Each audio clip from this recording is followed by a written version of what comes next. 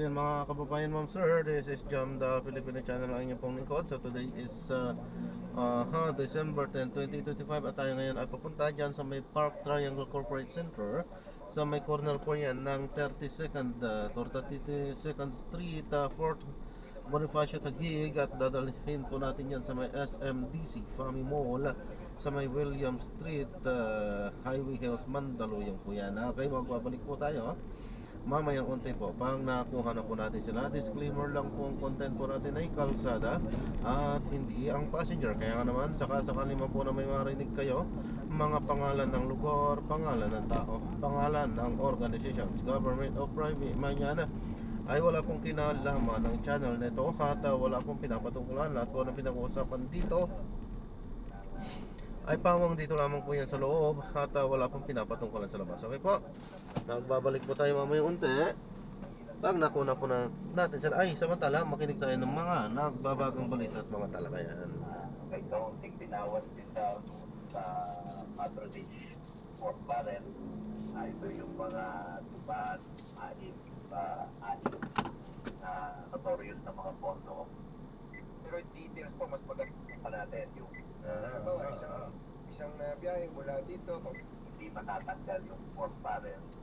Kasi a few weeks ago, nagpahayag na si Senate President Soto na hindi naman nila tatanggalin yung allocation ng mga congressmen, ng mga distrito, at mga senador, yung kanilang 2 to 3 billion worth of project, malamang na andyan pa rin yan.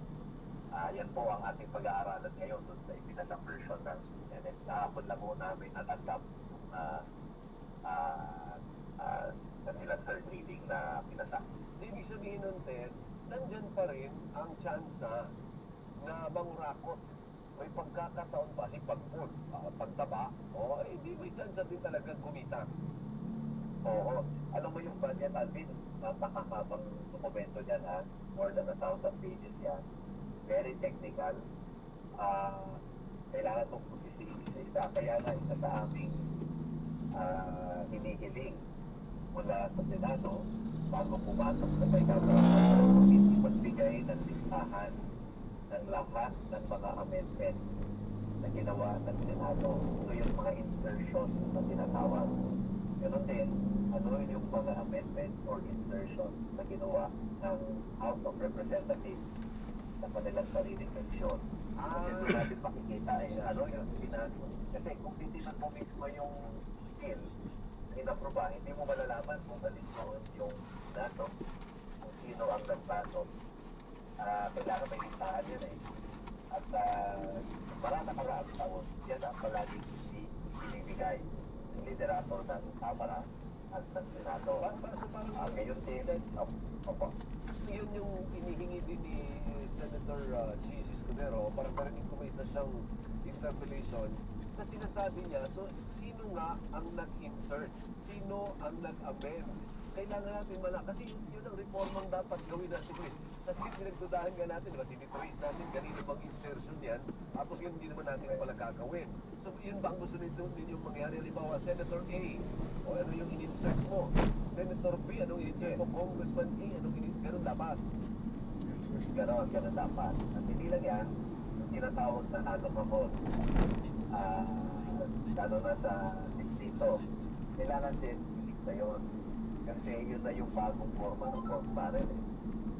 Kung dati, merong Priority Development Assistance Fund na every congressman may 100 million para sa proyekto. Ito ngayon, wala nang ganon. Ipinapasok na yun, nakabaon na yun sa National Expenditure Program. Ibig sabihin, yung budget proposal pala ng Malacanang, ando na yung mga quote-unquote allocables ng bawat congressman. So gusto rin natin pareha-parehahin nila yan. Ano ba yung mga projects na yan ng mga congressman sa bawat distrito na bahagi ng allocable. Kasi dyan nanggaling yung maraming mga those projects, mga substandard at mga overpriced na projects.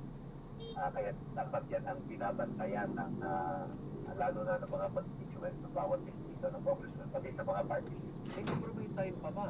Kasi pagdating sa BICAM, may limitado din yung oras doon. Yung sinasabi mo dyan, satsaniin, iisa-isahin sa pinakadulong-dulong budget line item.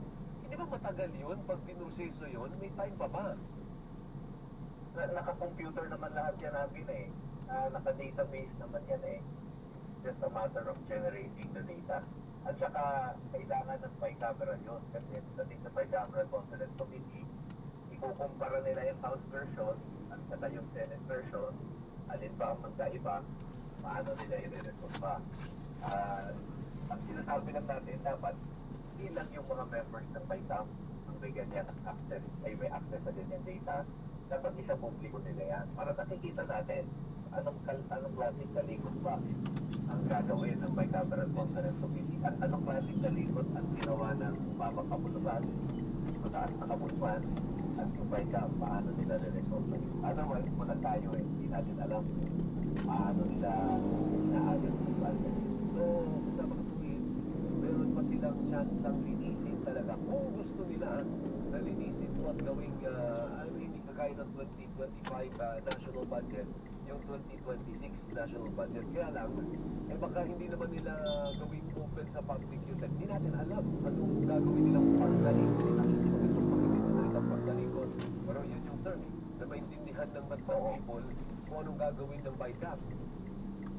Halimbawa, ang sabi nila, may around 77 billion na Nakakatuhan, kaunay ng pagkawala ng mga Oo, baka araw-arawin na ni Jaya sumabay sa... May kasama na sa gang natin, Kevin. Puro kain na pag-gawin. Yan, so na-drop na natin sila. So maraming salamat po sa panonood hanggang sa muling ingat. God bless. Paalam po muna po samantala. Tayo gagawa na ng ibang video sa ating susunod na mission. Hindi tayo nakapag-play sapagkat alam naman na natin ang dahilan kung bakit kapag magkakabarkada talaga ay alam na natin grabe ang kwento. Napagkukwentuhan lahat. Okay. So maraming salamat po. God bless. Paalam po.